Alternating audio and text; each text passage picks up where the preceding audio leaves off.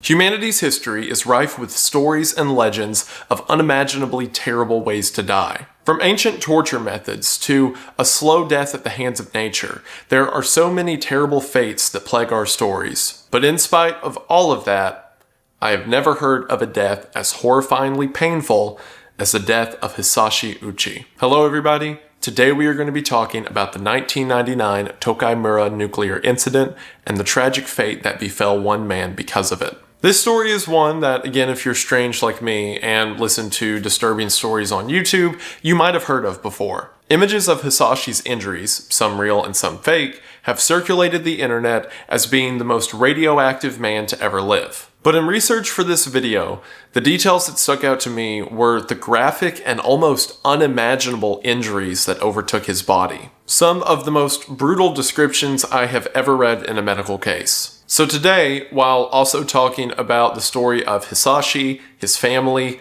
the medical team that tried to save his life, and his bosses who were responsible for this accident, I also want to talk about several of the injuries that were sustained and why this case left a lasting impact on everyone who was attached to it. So I want to put a content warning now. If you are squeamish about descriptions of injuries and some pictures of injuries, do not watch this video. I didn't even know that some of these injuries were possible, much less over the period of time and intensity that they occurred. I have legitimately lost sleep reading books and interviews with people who were involved, and it has bothered me regarding the question of when is a life worth saving, or more specifically, when does it stop being worth saving?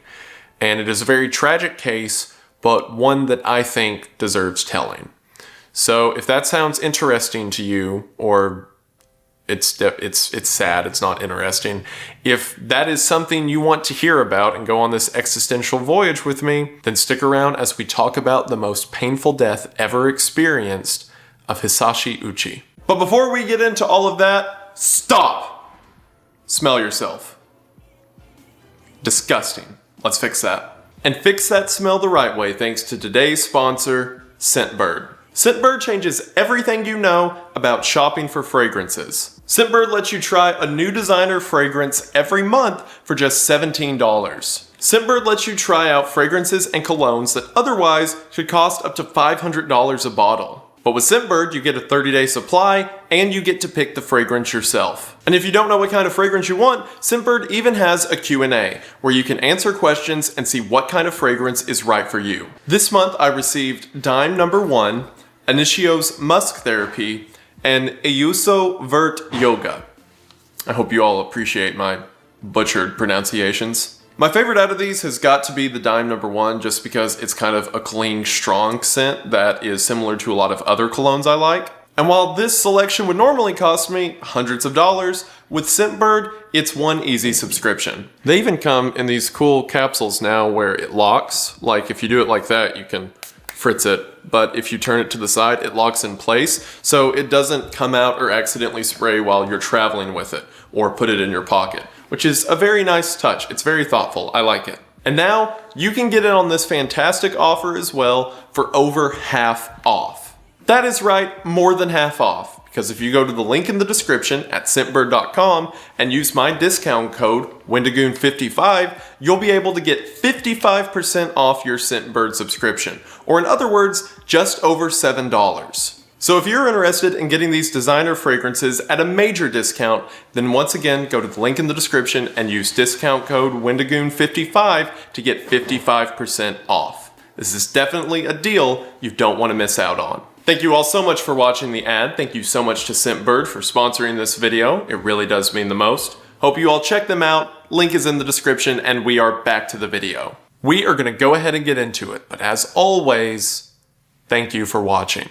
In 1999, Hisashi worked for the Japanese Nuclear Fuel Conversion Company, or JCO. JCO owned several nuclear or nuclear-adjacent facilities around Japan. One of these was the Tokaimura plant that was located in the Ibaraki Prefecture of Japan. Now, the Tokaimura plant was not a nuclear facility. Instead, it was a staging area where they made the materials for nuclear reactors. In other words, there was no live nuclear reaction happening at the Tokai Mura plant. Instead, they just made the fuel rods that were then sent to nuclear plants. The first stage of this process involves converting uranium hexafluoride into uranium dioxide. This involves a process of taking the uranium and then mixing it with a nitrate so that the uranium is stable enough to be moved around before it is then placed in a nuclear reactor. The way that you are supposed to do this is you take the uranium and nitric acid and you pour it into a small mixing tank. That mixture is then transferred into a large storage tank that prevents the uranium from reacting with other uranium particles and becoming too unstable. It's then ran out of the top of the storage tank and slowly fed into a precipitation tank that makes sure everything is stabilized before they begin to use it in the next steps of the process. Well, that is the government-approved safe method. The way they were doing it at the Tokai Mura plant in 1999 was with a bucket. They would just take a stainless steel bucket, put uranium, nitric acid in there, mix it up, and then pour it directly into the precipitation tank. Now, this was apparently something that was happening around a lot of nuclear processing facilities at the time. Because it's cheaper than running all the heavy equipment and waiting. And despite the seemingly terrible idea of having people mix uranium in a bucket they're holding with their hands, no accidents had occurred up until this point. The reason being, even though they were handling uranium in a way you should never handle it, the concentration of uranium was never enough that it became dangerous. But if almost every uranium conversion company in Japan was being unsafe, then the Tokamaro plant was being super unsafe. See, they had a history of weird business accidents. In 1997, there was an explosion at the facility that exposed several workers and nearby residents to radioactive materials. It seems that the accident in 1997 involved them burning a bunch of trash inside of the building, inside of a closed off area, and it just caused air and unburnt fuel to kind of evaporate, and it eventually blew up and caused a big pop. And you don't want air getting rushed out of a radioactive material burning yard, I guess. So realize we're dealing with a company who thinks it's fine to burn trash in a uranium processing plant. This was the facility that Hisashi Uchi worked at. And then one day, on September the 30th, 1999, at around 10 a.m., his boss asked him to come help with the uranium pouring process, something that Hisashi had never done before. So the boss took Hisashi and another man named Masato Hinoshara into the room to begin the conversion process. And this process straight up involved them just taking a bucket, pouring the stuff in, mixing it up, and then handing it up to one of them on the ladder so that they can just pour it into this giant storage tank. Now, in spite of this process being incredibly stupid, they were also breaking two other rules of uranium safety. For one, the correct storage tanks that you're supposed to use in this step are these really tall cylinders. And the reason for that is because if your surface area is too wide and it contains too much uranium that is close together, you can cause a nuclear accident. In simple terms, radioactive uranium is constantly shooting out neutrons, and if one of these neutrons hit another uranium molecule, it can cause a reaction. So, storage tanks are literally slimmer so that fewer uranium molecules are right next to each other. But because those storage tanks are too tall and hard to just pour buckets into the top of, they were instead using shorter, not safety-approved tanks. The other mistake they made came directly from JCO. See, JCO was 2 days behind on their order of nuclear rods, and they wanted to ramp up production. So, they had increased the concentration of uranium that the men were pouring into the tank. Typically, the concentration in the bucket is about 5% uranium, whereas at this moment with Hisashi and Masato, it's about 18%. So after they get done mixing one of the last buckets, Masato is standing on top of the tank pouring the uranium solution in, and Hisashi comes to his boss who's holding the funnel above the tank and tells his boss to go take a seat and Hisashi will take it from here. So with the three men in the room, one of them is on top of the tank pouring, one of them has his hands just above the tank holding the funnel, and the other one is sitting at a desk a few feet away from the tank itself. As the men are pouring the bucket into the storage tank that now contains 70 liters or nearly 20 gallons of uranium solution, disaster strikes. Suddenly, the men hear a loud clap and a glowing blue light begins to emanate from inside of the storage tank. This blue light is a phenomenon known as a Cherenkov light. Cherenkov lights occur whenever nuclear materials reach criticality. Criticality is the state of what I mentioned earlier,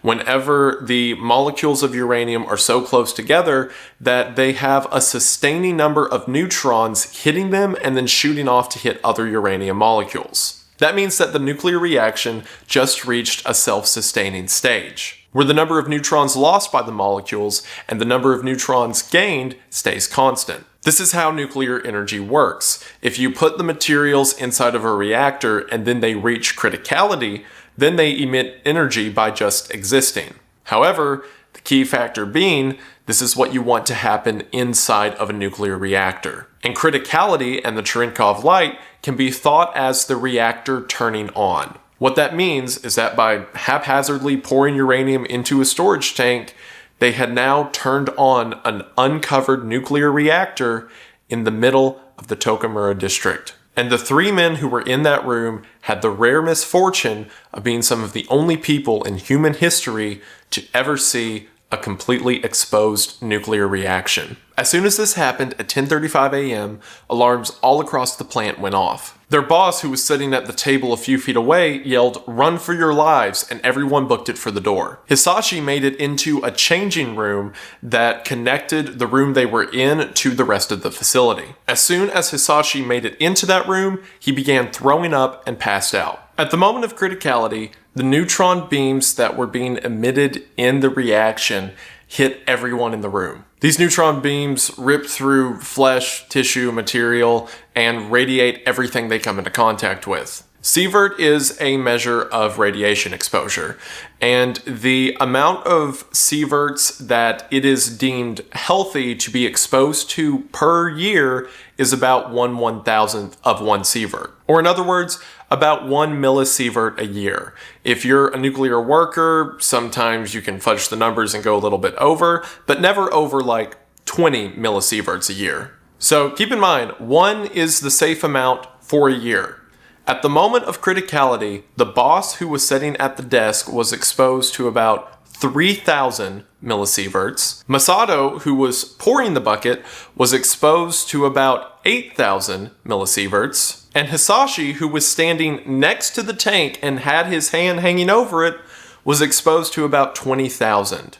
Now, 7,000 to 8,000 millisieverts is considered a lethal dose, and initially they thought that Hisashi had been exposed to about 8,000, so maybe there was a chance to save him. But by looking at the chromosomal damage that happened to him, which we'll talk about in a minute, it seems the number was closer to 20,000. So Hisashi experienced 20,000 times the safe amount of radiation that you can take in a year in a few seconds, and somehow was still alive. The moment of criticality caused a huge panic.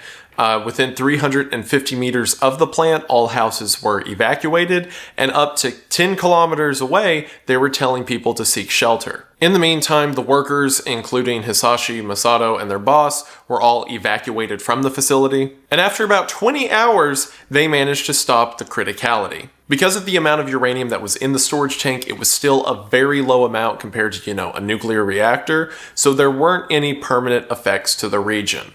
However, the same couldn't be said for those three men. That same day, a doctor by the name of Meikawa was called regarding the incident. Meikawa was one of Japan's leading experts when it came to radiation sickness and radiation treatment. After learning that the incident at the plant was a criticality incident, Meikawa was amazed that anyone survived at all. So, Meikawa began to put together a team to assess the condition of the three victims. The boss had again been exposed to about 3,000 millisieverts, which isn't uncommon in nuclear material accidents, and we'll talk about what happened to him later. Masato was also assessed, but since he didn't receive as much radiation as Hisashi, his case was less critical. And again, we'll talk about what happened to him later. Meikawa's primary concern was Hisashi, who initially, remember, they thought received about 8,000 millisieverts, which is a lethal dose, so he required the most immediate care, although it would later turn out to be more than double that. The first signs that something was really bad with Hisashi,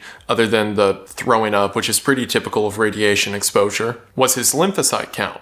Lymphocytes are an important part of your immune system and a part of your white blood cell content. In a healthy person, the concentration of lymphocytes in your white blood cells is 25 to 48% depending.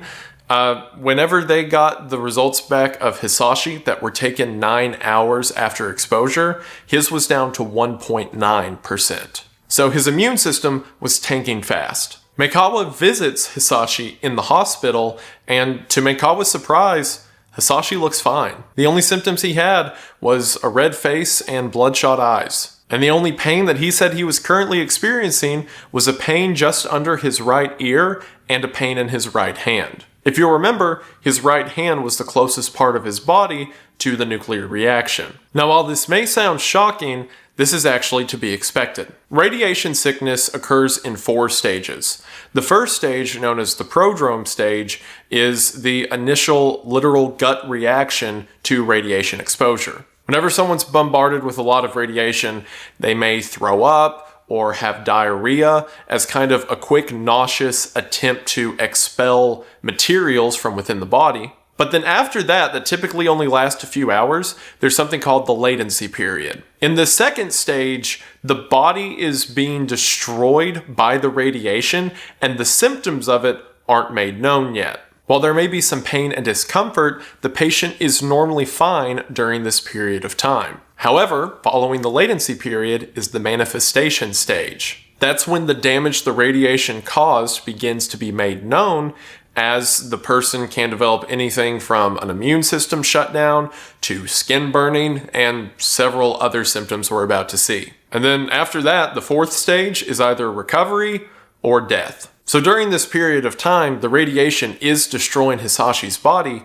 The effects just aren't known to him or others around yet. And Meikawa, who's seen this before, knows that this is the radiation's theoretical rising of the hammer, and he wants to be there whenever the hammer strikes. So Meikawa has Hisashi transported to his team and his facility at the Tokyo University Hospital. The transfer happens on October the 2nd. 3 days after his exposure. The first device used to artificially assist Hisashi is a breathing apparatus. See, his chest began to hurt as he would breathe, so he began to take very short and shallow breaths. So they hooked him up to a breathing mask that essentially forced his lungs to breathe through the pain. Now, in radiation sickness, the first parts of the body that are destroyed are the mucosal membranes and your immune system. So any part of your body that secretes something like the lining of your intestine or salivary glands in your mouth or mucus glands in your nose, those are almost always fried, meaning that processes like digestion become a lot more difficult. And radiation has a particularly strong effect on your bone marrow, meaning that your entire immune system production is either stopped entirely or delayed for some time. That means that with patients who are suffering from radiation sickness, it is very hard to keep nutrients in their body, and it's also very hard to make sure they don't get sick. Because an otherwise harmless infection can quickly become lethal when their body has no way to fight it off. So because of this, the 2 private rooms at the Tokyo University Hospital were effectively turned into a quarantine zone. Now, typically with radiation patients, it is a risk of people around the patient becoming irradiated. That's because most often, radiation exposure comes from radioactive materials. Like, for example, if there is a fire and the smoke's irradiated and that gets on people, or they come into contact with irradiated water, or something radioactive explodes and they touch the debris from the explosion, then that person is not only exposed to radiation, but there is enough of the material on or in their body that they can expose people around them to radiation. However, if there's any upside to this case, it's this. That wasn't the case with Hisashi, because if you'll remember, he never came into contact with the materials. It was just the fact that a small nuclear reactor was uncapped right next to him that caused him to be irradiated. So while people who came to treat Hisashi would have to fully deck out and take precautions so that they don't get radiation sickness, because this scenario is so unique and a criticality incident, the doctors and nurses didn't have to worry about exposure. What they did have to worry about was exposing Hisashi to anything. Remember, his immune system shot, so they could have a bacteria or virus on them that is harmless to them, but if they get near Hisashi, it could kill him. So the 2 private rooms at the hospital were converted into a sterile field, where one room was used for staging and cleaning and sterile materials, and the next room that was fitted with curtains on all sides held Hisashi. All of the nurses and doctors said that Hisashi was a pleasure to be around. They said that as they would hand him food or rearrange his pillow or sheets, that he would constantly say thank you, and how he's so honored to have such kind and smart people caring after him. One of the nurses even said that whenever she would come to give Hisashi a bath in his bed, because he can't get up to take a shower, that every time she'd undress him, he would blush and say that he was so embarrassed and that they should just have his wife come do it. They would talk to him about his personal life, how he loved to go fishing and loved the outdoors. And despite the severity of his exposure, everyone was amazed that his body, even after several days, seemed to be in good condition. Other than things like he needed the respirator to assist with his breathing, there seemed to be no external effect on his body yet. That right hand that was so close to the accident, the nurses said that it just seemed it was sunburnt. And despite his exposure, all of the nurses were so hopeful of his condition and wanted him to live that on the charts during this time, they wrote that their goal was to get him out of the hospital. Also during this time, Mikawa was assembling a team of the highest physicians from 13 different departments. People who were experts at cell therapy, blood transfusions, gastroenterology, dermatology, just to name a few. Most of them took this job not only to help a patient, but because in all of human history, no one had ever been exposed to that amount of radiation and lived. And everyone on the team was aware that, despite being the forerunners in their field, they're stepping into completely uncharted territory. So this team developed a system. Every day, they would go in at 7 a.m. to assess Hisashi's condition. From there, at 8 a.m., they would have a meeting where they would discuss treatments and what to do for the rest of the day. There would then be a second meeting at 6 p.m. where they would review how the treatments from that day performed and what they should do for the night and day to come. These meetings occurred twice a day in a conference room at the Tokyo University Hospital for every single day that Hisashi was there. These meetings would contain dozens of people, specialists in their field to nurses who were providing care, and sometimes would last as long as 2 hours. Most of the staff who were working the case effectively lived in the hospital while Hisashi was there. And while the experts knew that the worst was yet to come, hopes were high. They had the best minds in Japan gathered around this guy.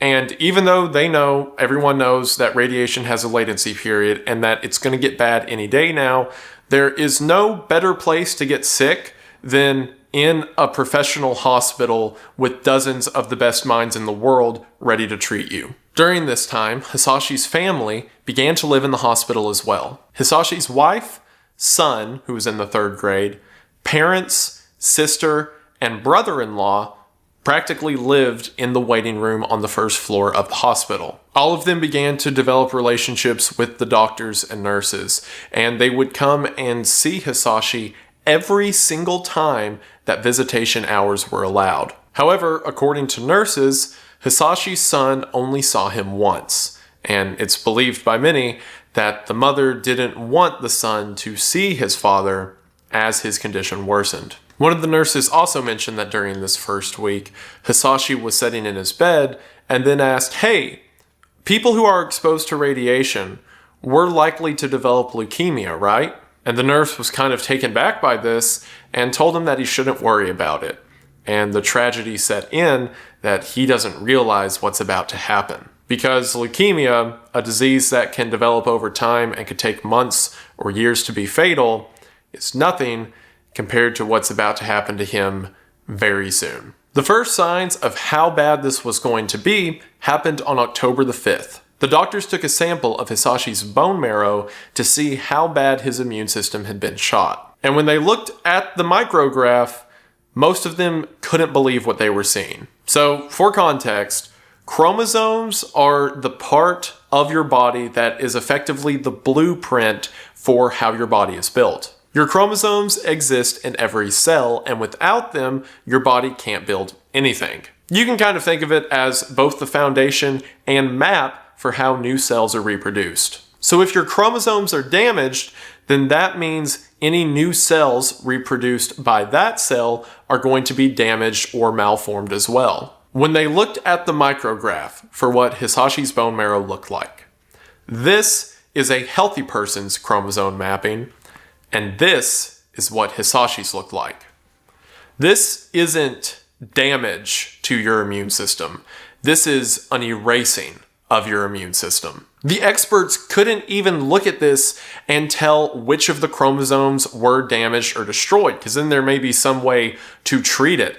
It was just seen that all of them had been wiped out. The doctors had imagined that a transplant would be needed, but now there's no question of if Hisashi's body can ever recover, because right now it doesn't even have the tools to make new immune cells. After seeing the severity of this, they began a new procedure where they did something called a PCR test. And PCR tests had been a thing for a while, but in 1999, there was a new way that you could get results within a few hours rather than sending it off to a laboratory. A PCR test allows you to see the very early stages of an infection, either a virus, bacteria, or fungus, so that you can see if a microbe is present before it starts to show symptoms. So they did this on Hisashi multiple times a day because if this guy gets like a cold, it will kill him fast because his body has zero defense. Some other figures for you nerds out there like myself, his white blood cell count was about 900, which is a tenth of what it should be,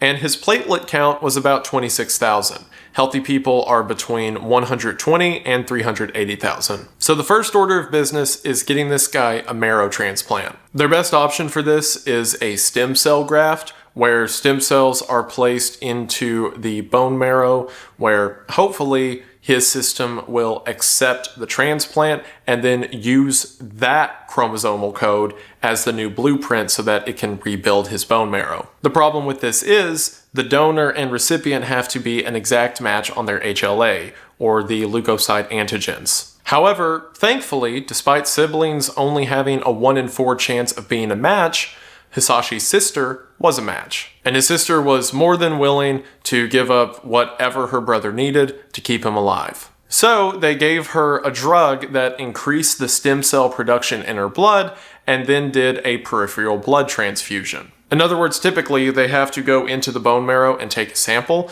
but all they did here was spike her body with a lot of stem cells, and then they hooked her up to a machine that took the blood out of her body, separated the blood from the stem cells, and then put the blood back into her body. Now, whereas a normal donation would require a not huge amount of stem cells, they had to rebuild Hisashi's body from scratch. And they ended up taking 160 milliliters of stem cells from Hisashi's sister in a process that took 4.5 hours. So they gave him the transfusion and just had to wait to see if it would take root. In the meantime, the effects were beginning to set in for Hisashi. At first, as mentioned, there was a few minor pains, and then he had trouble breathing, and he began to get very thirsty and dehydrated. Again, his body can't produce any more mucosal linings, so his entire system's going dry. The most frightening development came when, just after a week since his exposure, he began to lose pieces of his skin en masse. It began whenever they would take off the medical tape that was on him to change out tubes or needles. It would just rip entire sections of skin off. At the same time, the nurses who were washing his feet had to stop because anytime they'd scrub his feet, the skin would just peel off. Remember that whole system I described with the bone marrow, where typically the cells that need to be regenerated can't be regenerated anymore? Well, the same applied to Hisashi's skin.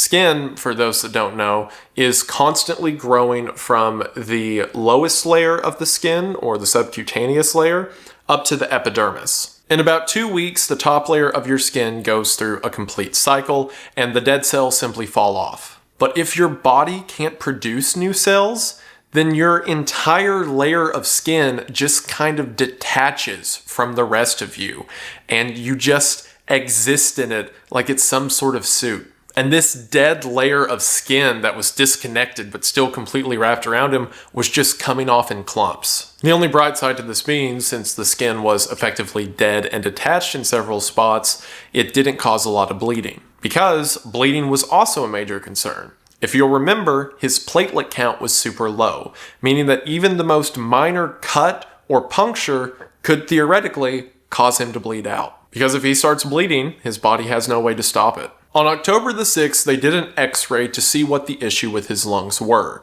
They figured that there was obviously radiation damage, but perhaps something was putting pressure on his lungs that was causing his labored breathing. In the x-ray, they saw a dark shadow over his lungs. This could be anything from a fluid buildup, or perhaps blood seeping into the lung cavity. However, where the normal treatment for this would just be puncturing a hole in the lung and then drawing the fluid out, if you'll remember, they're afraid to make him start bleeding because they're afraid they can't stop it. So the only thing they can do is just crank up the machine to make him breathe through the pressure. So the machine went from helping him breathe and just, providing oxygen to actively shoving the air into his mouth, causing his chest to expand, and then sucking it back out. Meaning that anytime Hisashi tried to breathe normally, he was fighting against the positive and negative pressure of the machine. Not to mention that the intensity of the burning he was feeling both inside of his body and from the layer of skin that was beginning to slop off was now even more intense. So when they cranked this machine up, it was excruciating. It was every part of his body that was a part of respiration burning and yelling at him to stop, and the machine breathing for him anyway. As they did it, Hisashi cried and screamed through the machine, telling them to stop, to turn it off. He yelled for his wife and for his mom. And during the treatment, he pushed the nurses back, ripped off the mask, and yelled, "I'm not a guinea pig." This took everyone in the room back. But after someone mentioned Hisashi's family, he realized that, although painful, he needs to endure it for them. So he allowed the mask to be put back on and suffered through it. Also, during this time, you're probably asking, why aren't they giving him pain medication?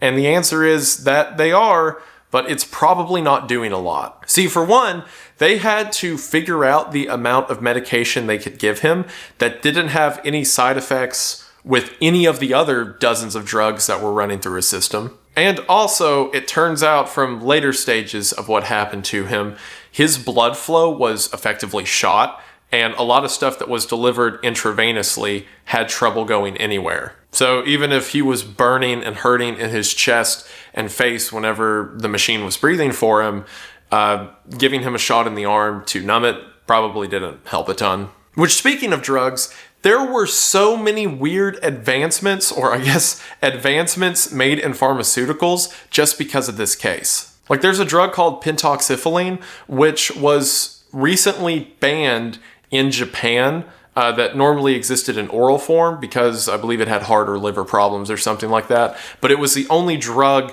that didn't, cause side effects with other drugs that were in his system. So they tried to get approval from the Japanese government to use it, and then after like a week they did. But then, as mentioned, a lot of his mucosal lining's falling apart, so he can't ingest it. So it eventually ends up with them finding a dealer in Thailand who can get them the raw ingredients for a venous version that can be injected. So a doctor drives to an airport at 6 a.m. where this delivery of a vial of this medicine is handed to him from Thailand, and he drives it back to the hospital. Multiple times they had to get the raw ingredients of drugs and synthesize them in new ways on site so that they could deliver them in different methods. Also around this time, doctors from all over the world were coming to assist in this case. Doctors and researchers who had worked at Chernobyl, members of American, Russian, and German delegations. Around the same time that these people started showing up, about October the 10th, Hisashi gave his final messages with his own words to his wife and family. Something that the nurses mentioned is that never in Hisashi's presence did his wife ever cry. The mother and father would come in and cry, the sister would cry in front of him, but every single time that Hisashi's wife walked into that room, she was smiling, she was talking about memories of how they met each other, she was talking about how strong and handsome he is. Not once around him did she ever shed a tear, because his wife knew that if she breaks down, then what else would Hisashi have to go off of? And she wanted to be that picture for him of something to keep living for. So on October the 10th, Hisashi gave his final messages to his wife of how much he loved her before he was placed on a breathing tube. The machine that was pumping oxygen over his mouth couldn't last for long. It was putting a strain on his throat and obviously the pain in his body. So they decided to hook him up to a breathing tube. October the 10th was the last time Hisashi ever spoke, which means that his final words was most likely an I love you to his wife. They could still communicate with him after this. He was still conscious and he could look at people.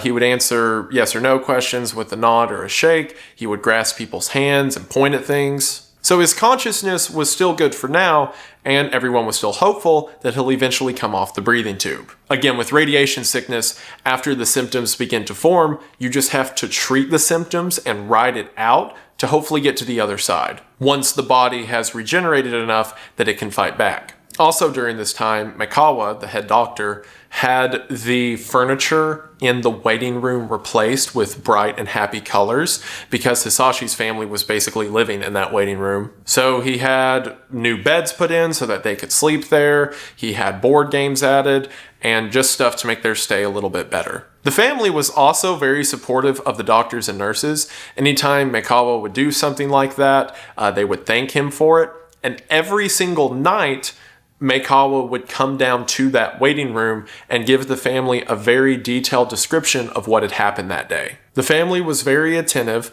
They were very thankful for the doctor's care. And something that the nurses said is that one of the only things that they would do while they were in that waiting room is they would fold little paper cranes. And the grandfather and the son would, or I should say Hisashi's father and son, would just sit at a table in the waiting room and just fold paper cranes all day. And the nurses began to enjoy, walking down to the first floor of the hospital and just seeing little paper cranes set up everywhere. And for some slight good news at the time, remember that white blood cell count? Well, it had gone all the way from 900 down to 100. But after the transfusion with his sister, it worked its way back up to 8,000 at one point. And that lymphocyte count that was all the way down at 1.9% got up to 20%. So it seems like the transfusion took, and now his body is building a new immune system. This gave a lot of people hope that in these perfect conditions, the most radioactive man who ever survived could live through the radiation sickness. And since Hisashi couldn't speak at this time, they brought stereos, sanitized of course, into the room with Hisashi, and his family would bring music that he liked, and they would just play it on a loop for him as he lay in the hospital bed. They didn't want to turn on the news because at the time, Hisashi's case was a pretty big deal in the media, mainly because there was already a lot of controversy around nuclear energy and the JCO company. So he was being very publicized as like a victim of the company, and they didn't want the news to be on the radio and Hisashi hear a reporter say and that man in the hospital who's definitely gonna die because they murdered him so hard. So rather than, filling his head with that, they would play music from his family,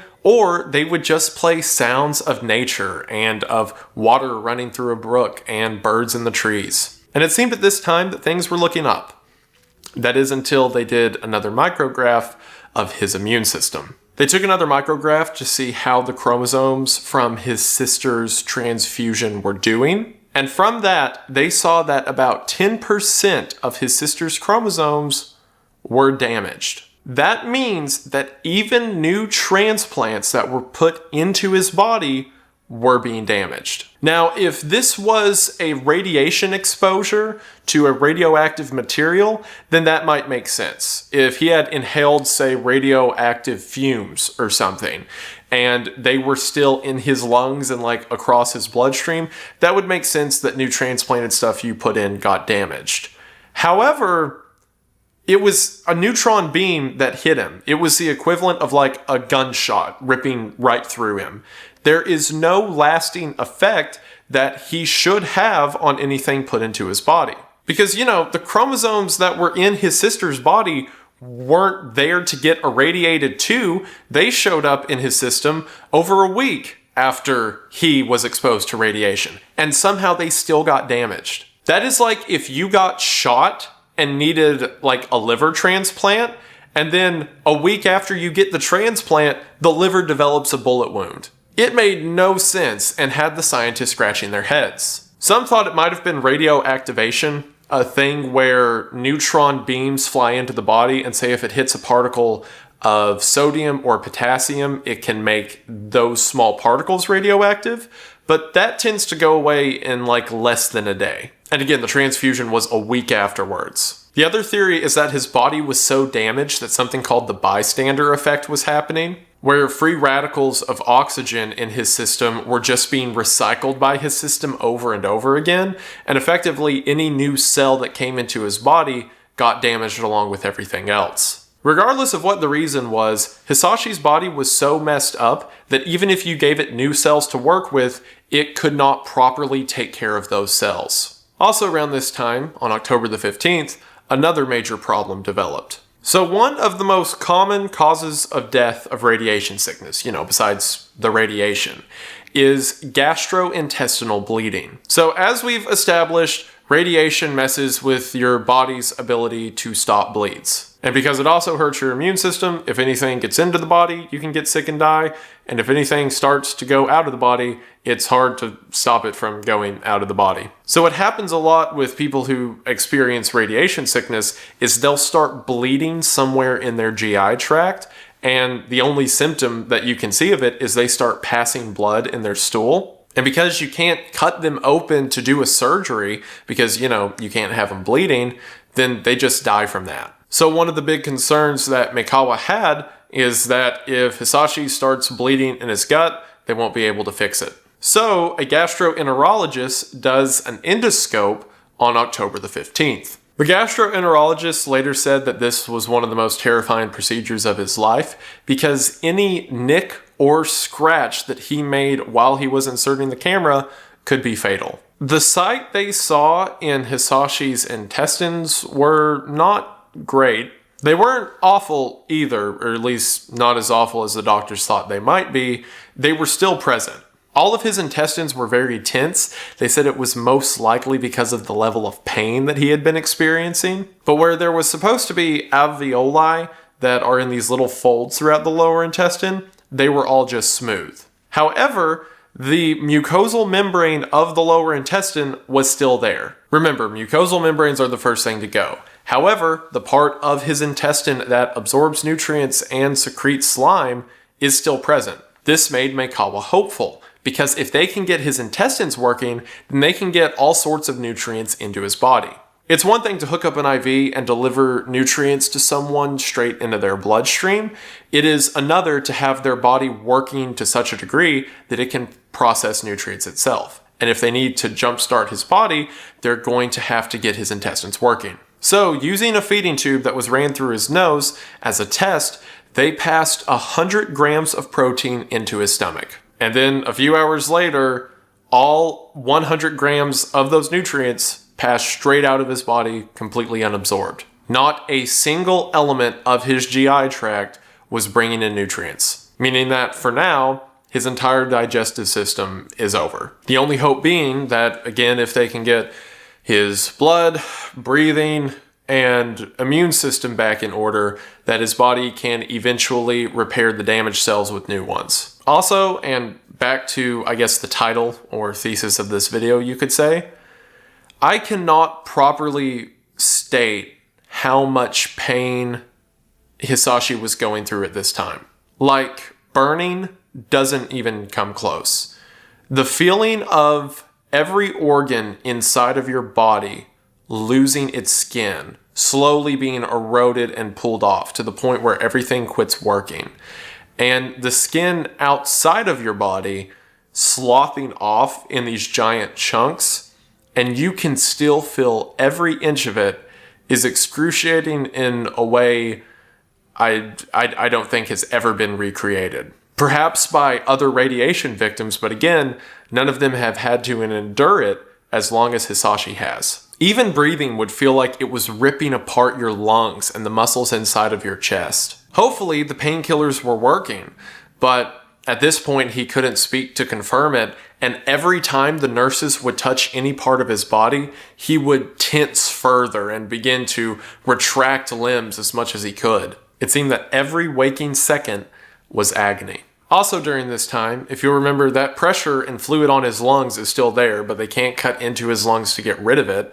So they place him on this specialized bed that effectively locks your limbs into place and begin to rotate him side to side so that he doesn't get bed sores and so that the fluid in his lungs doesn't develop into pneumonia. After seeing this one day, his wife and sister remarked and said, "Oh honey, they've turned you into a robot." He stayed in the state of misery, pretty much continuing treatment as normal, until October the 26th, whenever he began to have diarrhea. Now, if you remember, they're not putting anything through his gut, so his body is just excreting fluids through diarrhea. Now, there were two options with the diarrhea.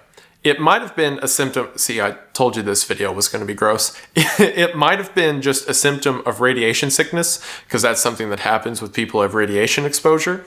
But they were also afraid it might be something known as graft versus host disease, or GVHD. Graft versus host disease is kind of the opposite of your body rejecting a transplant. See, if you get something like a liver transplanted into your body, there's a chance your body can reject it and your cells begin attacking it. But if you'll remember, Hisashi doesn't really have any organs that can fight back or any immune system to attack his sister's cells that were put into his body. So the fear was that what if instead of his body rejecting the transplant, what if the transplant rejects his body and his sister's healthy cells begin to attack him? Then they've made a much bigger problem. So whenever October the 26th rolled around and he began having diarrhea, they wanted to check to make sure that this wasn't graft versus host disease. So they did another endoscopy into his intestine, and remember how 10 days earlier they said that the mucus lining was still there and they thought, oh, maybe he can digest stuff. Well, on October the 26th, nothing was there. All that was left was the smooth muscle of the intestines, with the mucus layer either completely gone or white and dead hanging down in some parts of the intestine. On the bright side, this means that he doesn't have graft versus host disease because, and again, I warned you about this being gross, because the diarrhea he was excreting were the liquefied parts of his intestines. But on the downside, it's unimaginable how his digestive tract could ever come back from this. On October the 28th, world researchers began to arrive at the Tokyo University Hospital. And keep in mind, earlier, experts were being flown in for help with treatment, but now researchers were coming in for theoretical treatment options or to observe him for what it might mean for radiation sickness in the future. Because prior to Hisashi, the longest a person had ever lived after being exposed to a criticality was 9 days. And October the 28th, Hisashi has been alive for 29 days. So these researchers not only come to give their assessment and advice, but now these global researchers are attending every meeting that's happening twice a day between Mikawa and the workers in the hospital. Around the time that the researchers got there, yet another new problem began to develop in Hisashi. And that was myoglobin concentrations in his blood. So myoglobin is a protein that is present in your muscles. And it seems that Hisashi's muscles were decomposing to such a degree that the proteins inside of the muscles were seeping out into his bloodstream. The reason this is a problem is because of something known as crush syndrome. Crush syndrome is exactly what it sounds like, a syndrome that can develop after someone has been physically crushed. In instances like earthquakes, whenever parts of buildings fall down on top of people, there is a phenomenon that can happen where they are saved by a rescue crew and they had an arm or a leg get totally destroyed underneath the rubble, and they're freed and they're alive for a few days, and then suddenly they die of kidney failure. The reason being, their muscles being destroyed ground them up to such a degree that the myoglobin flows through their bloodstream, and typically myoglobin gets released through your kidneys. Everyone has a little bit of myoglobin in their blood, and it's all filtered out through your kidneys typically. But if you have a huge amount rush to your kidneys at once, it jams up your kidneys and you die of kidney failure. The normal amount of myoglobin that a human has in their blood, or at least the top end of the healthy amount that a human can have in their blood, is about 60 nanograms per milliliter.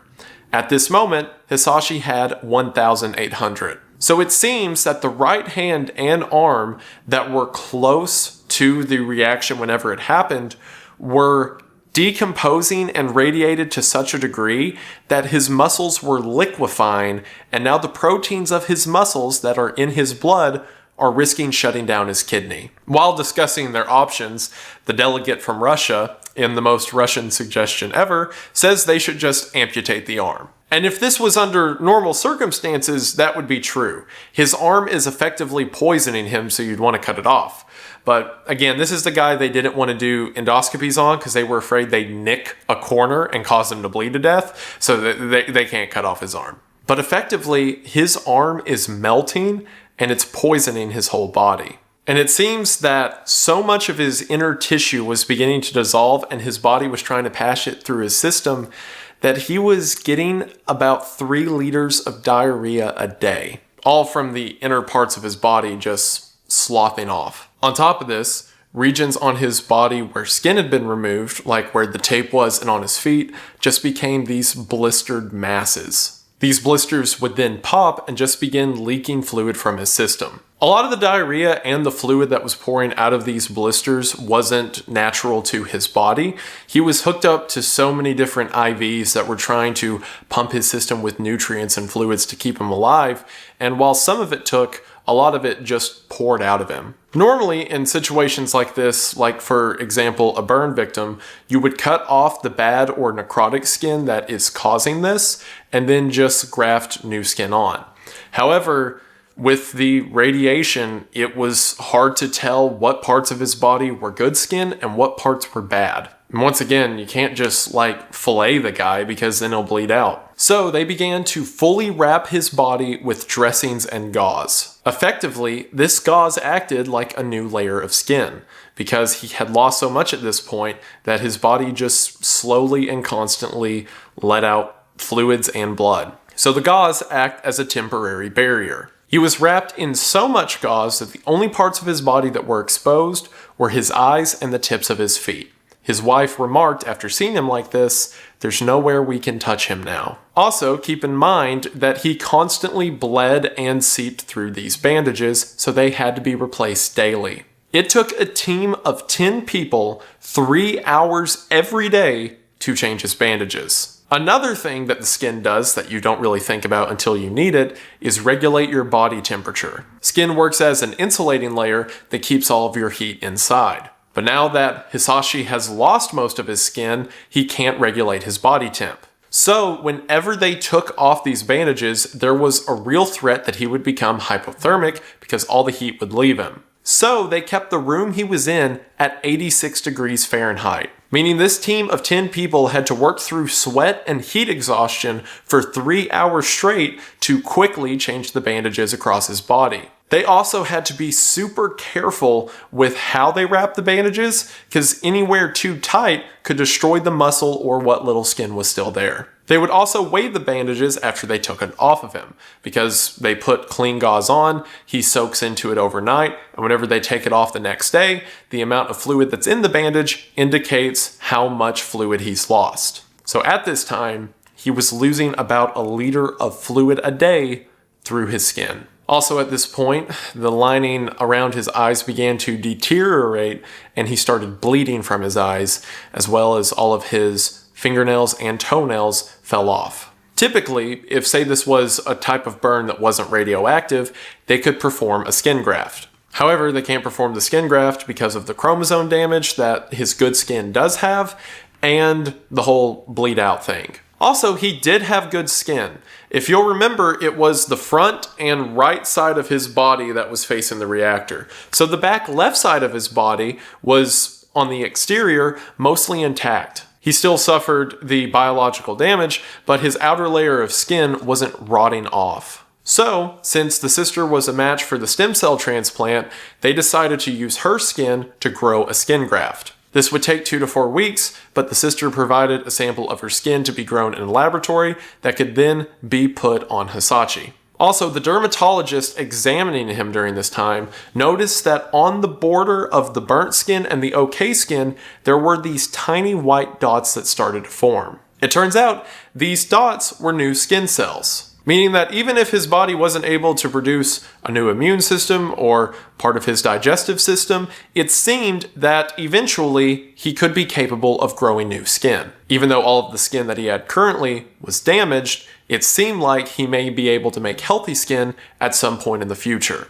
Again, this is all assuming that they can keep him alive for that long. He continued with this process of bandages and fluids until in November, when he was losing about 2 liters of fluid a day just through his skin. Seeing that the problem was this bad and that he had the potential of growing new skin, they decided to set temporary skin grafts. In other words, they take skin grafts that they know probably won't take because, the donor's not exactly right, and effectively use the skin grafts as a replacement bandage. Because if they set the skin down on top of his body and it can, for at least a little while, contain some of the fluid, then maybe that can cause his body to jumpstart the rebuilding process and he can grow his own skin. So on November the 18th, again 50 days after the initial exposure, they decided to perform several temporary skin replacements. They couldn't cut his body because, again, the whole bleeding thing.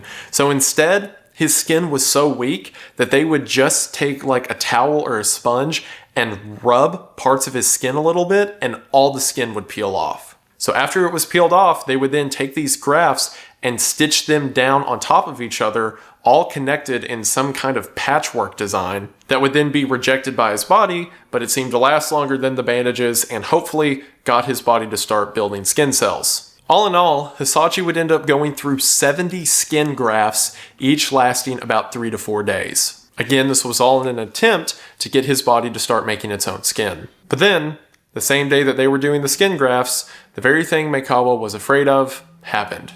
On November the 18th, they examined Hisashi's stool, and sure enough, it contained blood, meaning that he had a bleed somewhere in his intestines. So they do another endoscope to see how bad the damage to the intestines is, and his entire gut is just full of blood. As a matter of fact, he was excreting through his feces about 800 milliliters of blood a day. However, in the midst of this horrible information, there was a slight sign of hope. While looking at the area between his small and large intestine, there were these small white spots, which according to the gastroenterologist seemed to be new mucous membranes. Even though all of the mucous membranes had shed it off earlier and been passed through his system, it seems that his body was trying to make new ones. Similar to the skin, even though it's a crack through the clouds, it is the slight sign that if they can weather this storm, his body will eventually repair itself. So in spite of the magnitude of his injuries, this encouraged them to keep pushing forward. Until the next day, on November the 19th, when it was found that he was also bleeding into his stomach. By November the 19th, between the fluid seeping from his skin and the fluid he was excreting from his body, he was losing 10 liters of blood and fluids every day. And everywhere that was bleeding, they couldn't hope for the bleed to stop because, again, his platelet count was so low. What little repair was done by his sister's transfusion had been undone by the damage in his body. So the only thing they could do is keep pumping him full of more blood. And whatever blood went into him just came back out. He was effectively an open filter that blood and fluids just kept getting passed through. It got to the point that in 1/2 day of the nurse's shift, they had to do 10 blood transfusions. Between this and the breathing machine and making sure he doesn't get bed sores and making sure his skin doesn't fall off and changing his bandages and everything else, it is amazing that this guy was even technically alive with all of the machines and drugs in his system. Now, it is hopeful that during this time, because of the intense level of damage done to his skin and, a lot of the systems of his body, that hopefully his nervous system quit working. But if it didn't, he would live through his body rotting. It would effectively be a conscious decomposition. Every system of his body was bleeding and burning and falling apart, and he lived through it. Even take the most brutal torture methods you've ever heard of, like the boats where they would put someone in these two upside down boats and push them out into the water and fill them with honey so that flies would lay eggs in their body and ants would crawl inside of them, or stories of people being burned alive, or things like the brazen bull. Even in a situation like the boats where you're being eaten from the inside out, at least your arms are okay, right? At least your legs are okay. Maybe you can, the top of your head isn't burning, right? Everything hurts in here, but at least there's some extremities that are okay. And in cases where people are immolated, just burned alive, that lasts an hour at most in some cases, which is still an excruciating amount of time, but normally it's over decently fast. But with Hisashi, he had to fill every single inch of his body in constant misery, rotting and falling off. And it didn't last for a few minutes. It didn't last for an hour.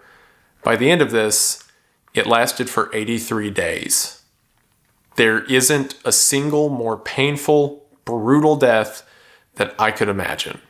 Maybe there are worse deaths, depending on your definition of worst. Maybe there's, genocides that have been committed that are tragic, or horrible stories of, say, children taken before their time, and things that we might say are worse. But as far as painful, I can't think and don't want to think of a scenario that tops this.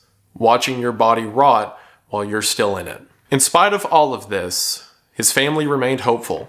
His family still came to see him at every single visitation.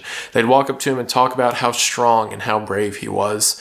And the doctors would talk to him constantly. Every time the nurses came to change his bandages, they would still speak to him. They'd talk about what the weather was like, what was happening in news or politics in the country. They always maintained that he was the same person now that he was when he was talking about fishing and how much he loved his wife the first week he arrived. The question that a lot of nurses and a lot of doctors were asking at the time is this right? How long do we keep this man alive? And I want to dispel a rumor right now. Whenever you read about this case, a lot of the narrative around it is that, these crazy scientists were keeping him alive against his will, and he kept begging to die, but they kept doing more tests and wanted to perform more experiments. And that's not what happened. This case has a lot of weird misinformation about it too, by the way. Like, for example, there's a picture of a guy laying in a bed with his arms and legs up who's like burn all over. And anywhere you Google, they're like, yep, that's a picture of Hisashi Uchi.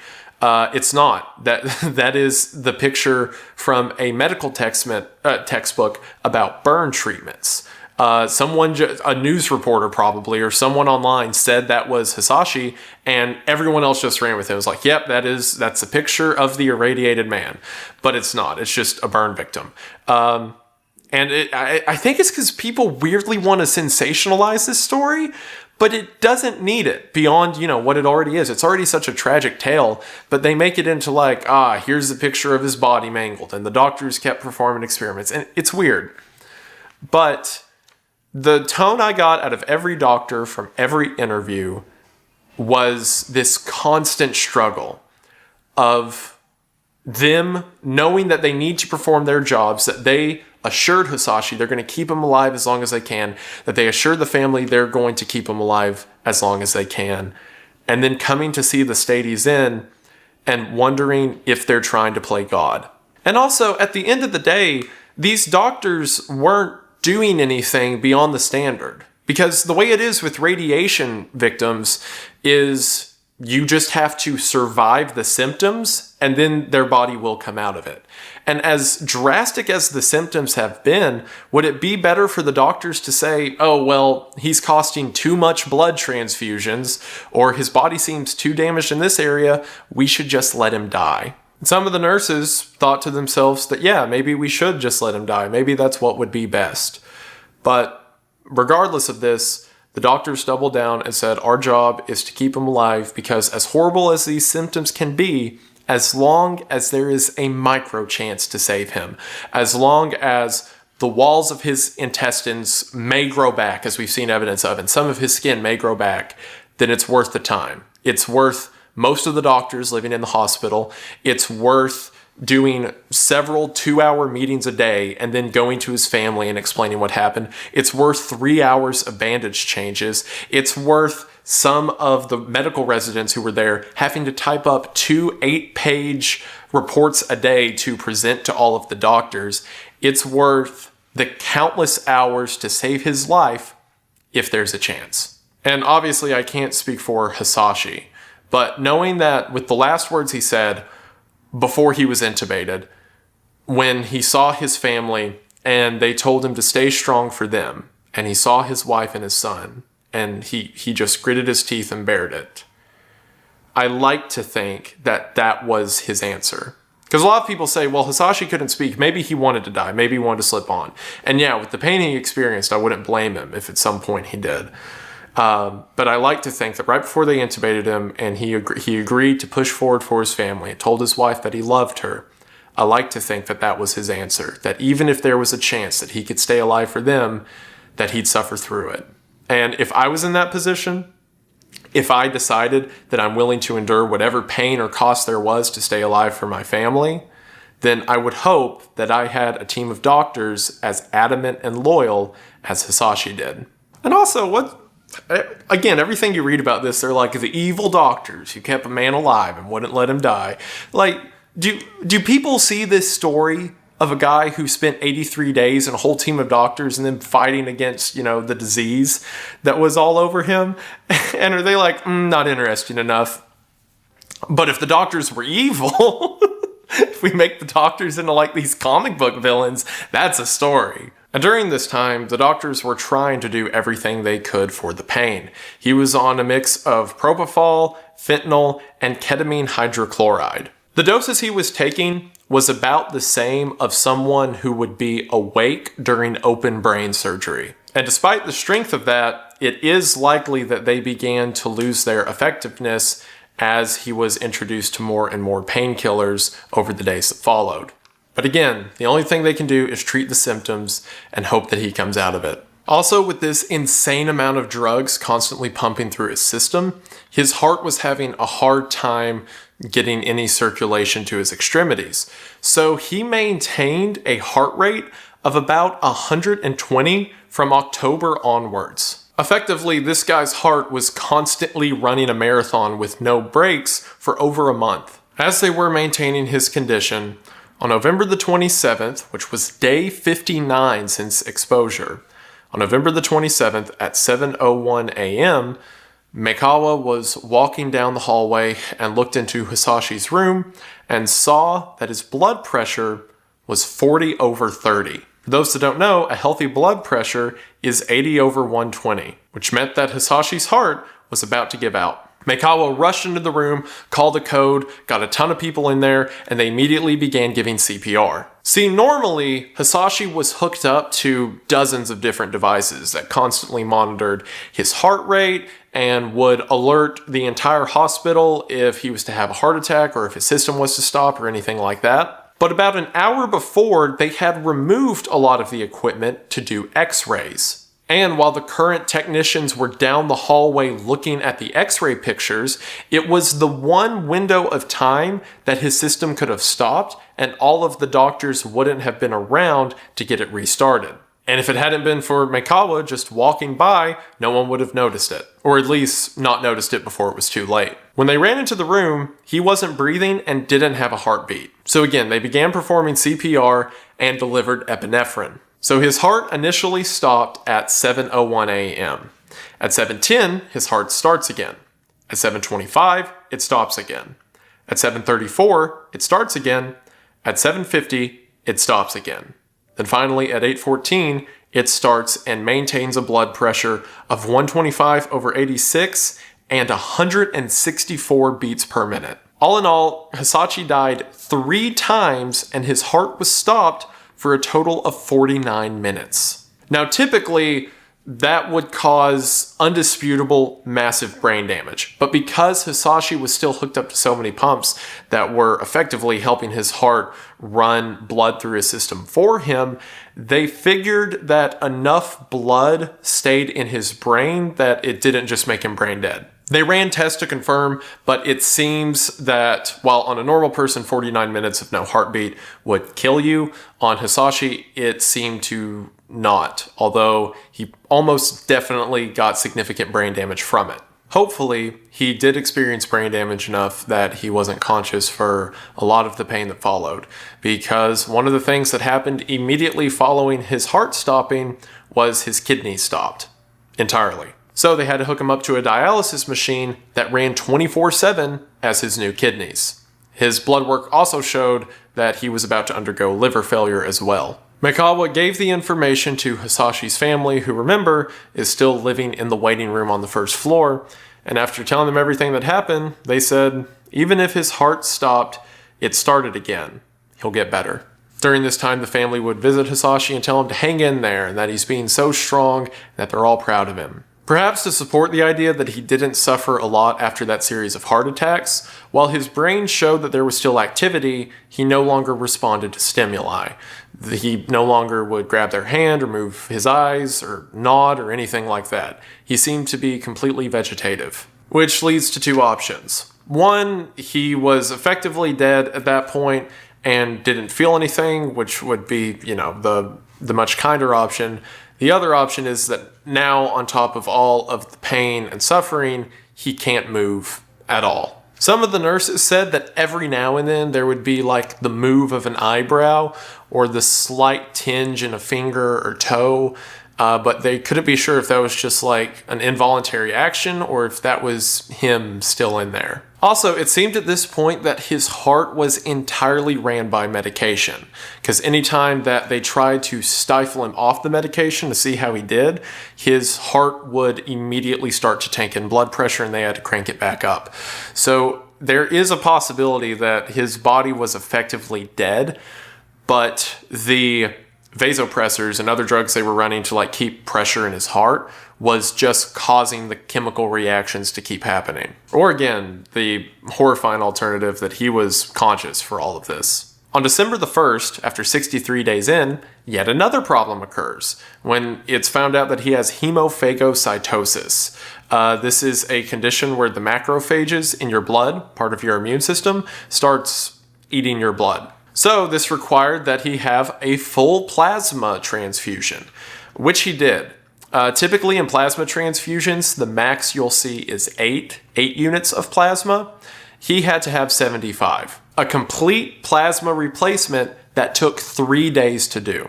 On December the 7th, at 3 p.m., shortly after the transfusion, his body once again went into shock, where he was administered more epinephrine to come back out of it. At the same time, his white blood cell count dipped back down to 1,000, where it was at 10,000.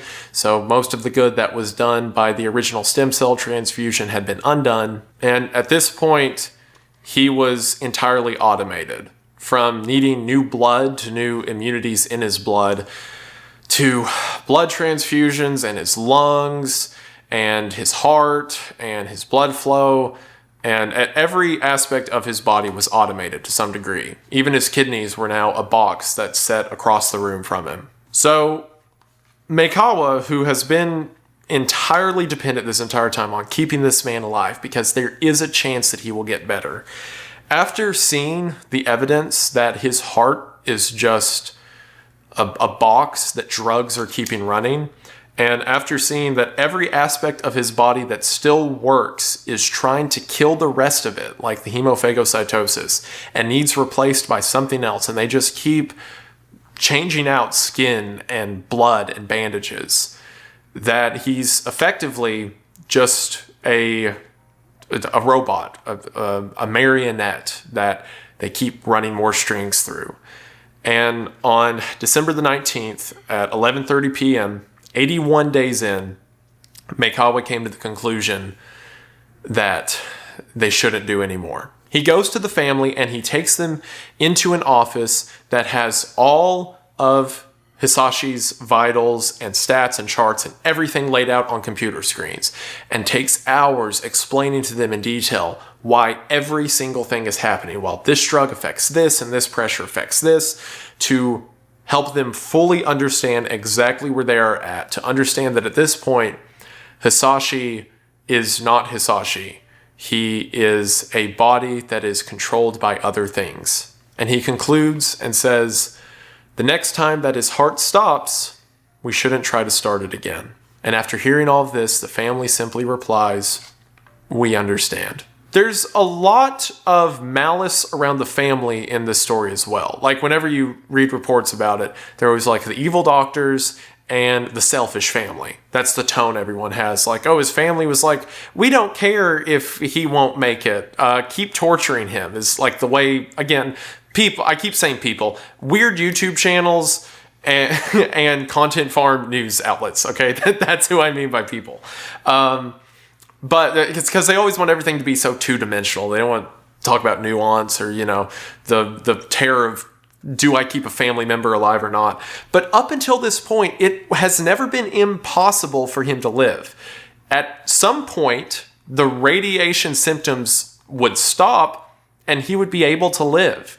And could you imagine how different this story would be if he did live? If this guy went through 20 sieverts of exposure and lived, came out of it on the other side, and despite all of these transfusions and monsters, he got to raise his son. No one would be like, oh, why'd you keep him alive then? It's only because it didn't work that they feel this way. And keep in mind, this had never happened before. Someone was never exposed to this much and stayed living. Perhaps because it stayed living, something about his body was strong enough, something could beat it. It could be a breakthrough for radiation exposure for eons to come. But it's because he didn't live that everyone gets pointed a finger at. The medical team gets called monsters, the family gets called selfish. But this entire time, it was just a family, a wife who wanted to keep her husband alive, a son who wanted to see his dad. That was it. And I hate a lot of the tones that get put around him because they're like, he begged for death, but his family wouldn't let him go. They would just go to his bedside and tell him to stay strong, to keep fighting. Because, if there was a chance that someone you loved could live, wouldn't you want them to keep pushing? And again, maybe somewhere in his broken state of being, he decided that he wanted to go. Again, I wouldn't blame him. But, man, the family is not evil for wanting to save him. And the doctors are not evil for trying to. And it's really heartbreaking that the story gets kind of seen that way, because on all ends, it was a tragedy that this had to be experienced. Any of this happened in the first place. And I think a lot of the malice people attribute to the family is done away with in the simple lines they said to Meikawa when they said, we understand. You've done everything you can. You've gone above and beyond to save Hisashi. And now you're telling us that you shouldn't try to save him again, and we get it. The next day, the 82nd day, on December the 20th, the family came in to have their final goodbye, effectively, or in case something happens, their final goodbye. They hadn't seen his face since the doctors had put bandages over them, so the nurses decided that they were going to take off the bandages and put T-Rex gauze down, which is much thinner, so they could kind of see an outline of his face. At this point, super care about, infections or anything that comes isn't as important. So they clean him up as much as they can to see his family, and whenever the family walks into the room and sees his face, a lot of them began crying. A lot of them, at least, except for his wife, who still maintains her strength. They begin thanking the staff, saying that he looks great, that they cleaned him up, and that they appreciate them putting on the lower gauze so that they could get an outline of his face, because they knew they didn't have to do that, but they appreciated the gesture. Also during this time, his poor blood circulation stopped the antifungals he was taking from working, and he had developed a fungus began to develop on him known as aspergillus, which feeds on fluids excreted from the body. So in the mix of all of this charred looking flesh and blood, he had this whitish gray mold that began growing around his torso. Also at this point, they just kept upping the dosage of the drugs that kept his body running. And at this point, he was on like an elephant's dose of epinephrine and other drugs just to keep his heart beating. So on December the 21st, day 83, they decided to stop upping the dose. At 9:35 p.m., his vitals slowly start to taper off. And then at around 10:30 p.m., he suddenly flatlines. The doctors give a quick shot of epinephrine to see if that's all it takes to keep his heart running for a little bit longer. And when that doesn't work, they ordered the nurses to go get his family. At the doctors' and family's wishes, they decided not to resuscitate him. And finally, at 11:21 p.m. on December the 21st of 1999, the 35-year-old Hisashi Uchi was pronounced dead. They then began the process of taking off all of the machines and equipment and bandages that had been on him. And one of the nurses, Nurse Shibita, who was there for most of the treatment, began to cry after seeing him, because every single thing that had happened to him was shown on his body. The places where the tape had been, and that these boils had broken out, and these spots on his body where he was bruised from, the equipment laying on it. It's like his body told a story. And in an interview she gave about her time with him, she said the phrase, "His body was the crystallization of his perseverance," which is a beautiful way to look at it. At the same time, after they had taken everything off of him, the wife wanted to come see him now that, none of the equipment was on. And she walks into the room and she sees her dead husband and all the stuff that had been done to him, all his battle wounds. And for the first time, she cries. She breaks down on the floor and cries, because now she doesn't have to be strong for him anymore. Now she can finally let it out. There in front of, for the first time, her husband unabridged, uncovered with all the devices that were in front of him. And That night they performed an autopsy, and the medical examiner began at 4:03 a.m. The front of his body was completely red and black. It looked like someone had intense scalding burns to the front portion of their body, but the back, at least appearance-wise, was fine. Again, the part of his body that was facing the reaction was the one that was the most damaged. When they cut him open, the sight was incredible. His intestines had expanded into what looked like these giant balloon animals. His intestines were so swelled up and tender from everything that was happening that it seems the bleeds were just stretches in them as they began to grow and inflate. In his stomach, there were 2.04 kilograms of blood, and in his intestine, 2.68 kilograms of blood. Every single mucous membrane in his body was destroyed, from his intestines and throat and nose, like I mentioned earlier, but also the ones in his lungs and trachea were just gone. The original stem cells that were donated from his sister could not be recovered in his bone marrow, indicating that perhaps his body completely eradicated the transplant. That would also explain why his white blood cell count shot so low near the end. One of the most incredible injuries that happened were his muscle fibers. Where he normally would have muscle fibers with, the cell membrane and the fibers in them that, are muscles, instead, the fibers were completely gone, completely dissolved and passed through his system, and all that was left was the cell membrane. This guy's muscles dissolved while he was still alive, in a way that's normally only seen in decomposition. But what is, without a doubt, the most remarkable part of this entire autopsy, keep in mind, his body is rotted, right? And every system of his body's destroyed. He's burnt up everywhere. It's like an impossible amount of damage. In the midst of all of it, his heart was completely fine. Like, sure, there were elements of stress from the amount that it was pumping, but there was no visible burns, damage, or anything permanent found in his heart's tissue. This baffled the medical examiner and everyone who was watching. The only theories is perhaps the concoction of drugs they gave, combined with, the damage of radiation, created some wild loophole in medicine that the tissue of his heart was kept in check. But no one to this day has any idea how his heart managed to stay there, to stay in its condition. And the medical examiner made the comment that he likes to think that it was solely Hisashi's will to live, as symbolic as it is, the idea that the heart managed to endure everything.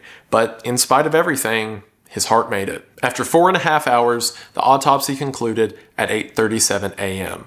The official cause of death was ruled as organ dysfunction due to radiation exposure. And at 9:45 a.m., Hisashi was buried by his family. Shortly after this, Hisashi's wife would visit the hospital and thank all of the nurses and physicians for the care that they gave to her husband. Now, if you'll remember, there was another guy, or two other guys, who were exposed to radiation at the same time Hisashi was. For one, the boss, who only experienced 3 sieverts, which again is way more than anyone ever should, but the boss who only experienced 3 turned out to be okay. He went through radiation sickness and he had some mild symptoms and burning, but his was a more typical case. They managed to get him through it and he lived. The guy who was pouring the bucket, Masato Shinohara, wasn't as lucky. He was exposed to about half the radiation of Hisashi, which is still way more than a lethal dose. The thing that makes Hisashi so remarkable is no one had ever been exposed to that amount of radiation and then lived for that long, but there had been people who were exposed to the amount of radiation that Masato experienced. Masato went into Meikawa's care on April the 10th of 2000. See, the main difference between their times in the hospital between Hisashi and Masato is that with Masato, most of the treatments worked, at least for much longer than they did on Hisashi. Like 10 days in, Masato had a similar stem cell transplant, and it seemed to work fine. It got his immune system back in order. Whenever his skin began to burn and started to seep off, they were able to graft skin from the rest of his body because his chromosomes weren't as damaged as Hisashi's was. However, 2 months before his transfer to Meikawa, he had developed blood in his stool, which again is a common killer with radiation exposure. And also in March, because remember his immune system, while better than Hisashi's, is still compromised, he got a MRSA infection that led to pneumonia. He was transferred to Meikawa's care 194 days after exposure. He was put on dialysis because his kidneys were going down, and his lungs and liver had significant damage. His death was much more slow and less intense than Hisashi's. He eventually passed away at 7:25 a.m. on April the 27th, day 211 after exposure, at the age of 40 years old. Whenever they went to do his autopsy, his skin had hardened to where they described it as armor coating his body. His death was more typical of radiation exposure. It wasn't the immediate pain and burning everywhere that Hisashi's was, and he maintained his consciousness for most of his time in the hospital. 6 of the bosses at JCO were arrested, including the boss who was in the room with the 2 men at the time of the criticality. All were sentenced to 2 to 3 years in jail. All of their defenses were that they didn't understand how dangerous this was because, again, this was not a nuclear facility. This was a place where they make materials for the nuclear facility. So a lot of them claimed that they just figured these were like any other chemicals, like, yeah, don't breathe it in or touch it, but you're okay to be in like near vicinity of it, and none of them thought it was possible. And I don't know about the other 5, but I do believe the boss who was in the room, because when that guy says he didn't think that could happen, he was right next to the container whenever it went nuclear. So I take his word for it. The accident seems to be caused by arrogance across the board. Safety guidelines were not being followed, people didn't understand what they were handling, and all in all, it led to the horrible death of 2 people who weren't responsible. In 2001, physician Meikawa would retire and published the Good Practice Guidelines for Radiation Emergency Medicine, which was the first full-blown guideline in Japan of how medical teams are to assemble and deal with radiation damage. On June the 6th of 2005, the JCO plant where the accident occurred was torn down. Despite being 6 years since that day, the tank was still radioactive whenever they came to take it down. The tank can actually be viewed now at a nuclear history museum in Japan. And in that hospital waiting room, to this day, the paper cranes that were made by Hisashi's family are still there.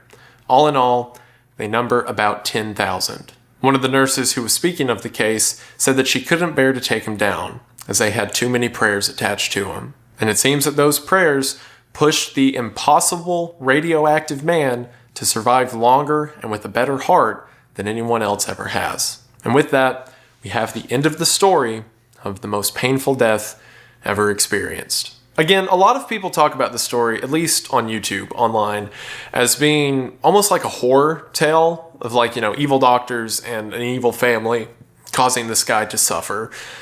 And while obviously the details of the injuries that happened are horrific, I don't see it as that. Nothing I've read, no interview has indicated any of that to me. It was good doctors who questioned themselves, sure, but were determined to keep this man alive if there was a slimmer of a chance, and a family who was willing to support him in whatever the doctors and Hisashi thought was best. There was no malice here. At worst, maybe a family who didn't understand the extent of the injuries, but is that a crime? Or doctors who are willing to do everything to honor the last wishes they'd heard from him and the current wishes of the family. And I don't think that's wrong either. It was just a tragic situation from every side. And it's a story that I think deserves to be told. And if you stuck around this long, hopefully you enjoyed's not the right word. Endured hearing through it. And I appreciate that because I wanted to talk about it.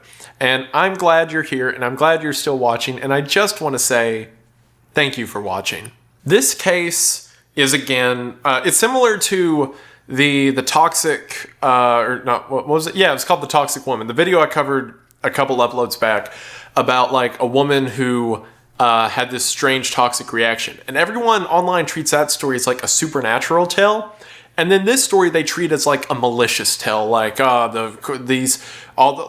read some stories that were completely unfounded where they were and it seems the doctors were being paid by the government to try all these experimental procedures, but none of that happened. It was just, I guess people want to make it scary rather than tragic, which is what it is. And I wanted to shed some light to it and also talk about a lot of the insane medical details of the case that I don't think it covered enough. So anyway, I've talked about enough. If you watched this long, then hopefully you agree that these details are worth talking about. And thank you for being here. One thing I do want to mention. So a lot of the time when I make these videos, I'll read books or, journal articles or whatever that are really data heavy. It's kind of this date this happened or this was the diagnosis. But for this video, the main source I used, which it seems a lot of other sources or a lot of other, articles that came later used, was a book that was published in the early 2000s called A Slow Death, 83 Days of Radiation Sickness, that was written by one of the reporters who showed up at the JCO plant the day the incident happened. And he spent years going to all of the doctors, nurses, and family members, getting an exact timeline of what happened, and all of the information he gathered in it was firsthand. And the reason I mention it is because rather than a lot of stories that are data heavy, he really did a great job. The author, I'll put his name up here, I forgot it right now. He did a great job at crafting a narrative out of the scientific and analytical pieces. And I thought it was a great read. So if you're interested in this story, I recommend you read that book. However, I will warn you going into it, it is biased. So what I was about to say earlier, I wanted to say that to preference. One of the angles a lot of people take with this story is an anti-nuclear energy narrative. I mean, as you could imagine, people who don't like nuclear energy and then see incidents like this happen, obviously use it as an example of why there shouldn't be nuclear energy. But at the same, and I swear I'm not getting political, I'm not qualified.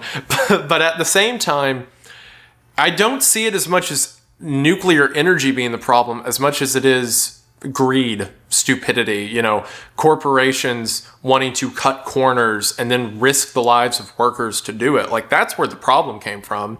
And you could say, you know, that's the same thing, because how could nuclear energy exist without corporate greed and whatnot? But I feel like that's addressing a symptom rather than the problem. But anyway, just know that if you decide to read the book, that there is a lot of that inserted. There's a lot of like hypothetical quotes about like how nuclear energy is bad. There's a lot of quotes from like people around World War II talking about how that nukes are evil and whatnot. And like, just if you go into it, understand that there is some bias. But the story and narrative itself is very well put together, and again, the basis I used for this video.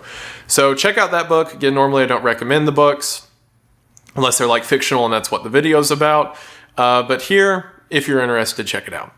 So I believe that should do it for now. New content on the way. Hopefully you enjoyed this one. I'm going to go start getting to editing this, and hopefully you all can see it soon. Well, if you're already watching it, you've already seen it. I'm tired. Anyway, thank you all for being here. I appreciate it.